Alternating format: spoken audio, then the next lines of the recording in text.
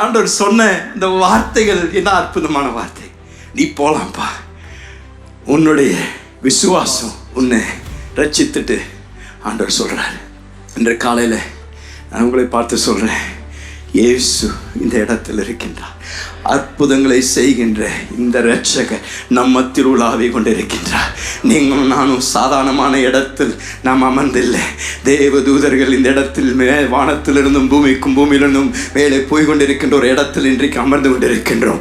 தேவன் அற்புதங்களை செய்ய வல்லவராய் இருக்கின்றார்.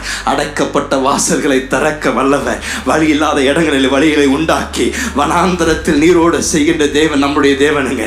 மனிதனால் கைவிடப்பட்டிருந்தாலும் இயேசு கைவிடாத தேவன். இன்று காலையில் உங்களுடைய விசுவாசத்தை இன்றைக்கு உயர்த்தி, உங்கள் கரங்களை உயர்த்தி என்னோடு கூட அன்றைக்கு அந்த மனிதன் இயேசுவை பார்த்து, தாவீதின் குமாரனே இயேசுவே எனக்கு மனம் இறங்கும் என்று அவன் கூக்குரல் விட்டான். ஜனங்கள் அவனை தடுத்து நிறுத்தினாலும் அவன் சொன்னது அவனுடைய இதயத்தில், இன்றைக்கு என்னுடைய அற்புதத்தின் நாள் வந்துவிட்டது, இன்றைக்கு என்னுடைய சந்திப்பின் நாள் வந்துவிட்டது.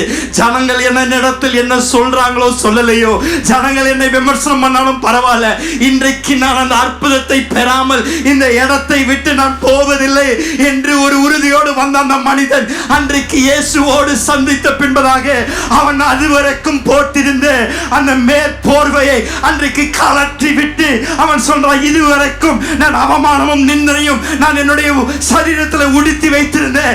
என்னை பார்க்கிறவர்களாம் பிச்சைக்காரன் என்று சொன்னார்கள்.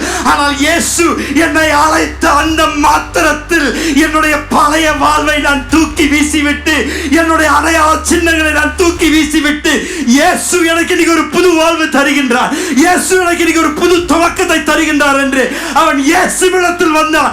அன்றைக்கு அவன் கலட்டின அந்த மேற்போர்வையை அவன் திரும்பி பார்க்கவில்லையா? ஏனால் இயேசு வாழ்க்கை தலையிலாய் மாற்றினார். அதே இயேசு இன்றைக்கு உங்களுடைய வாழ்க்கையை மாற்ற வல்லவராய் இருக்கின்றார்.